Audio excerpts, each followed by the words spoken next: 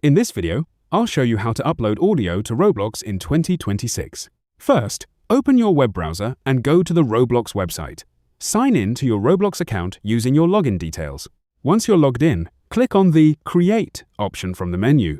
On the next page, scroll down and select Manage My Experiences. After that, click on Development Items, which is the last option in the left side menu. Under Development Items, select Audio. You'll now be taken to the Audio section, where you can upload a new audio asset. Click on Upload Asset, then select Upload. Choose the audio file you want to upload from your device. You can enter a name and description for your audio if you'd like. Make sure the asset type is set to Audio. Once everything is ready, click Upload. Roblox may take some time to review your audio before it becomes available, so be patient if it doesn't appear immediately.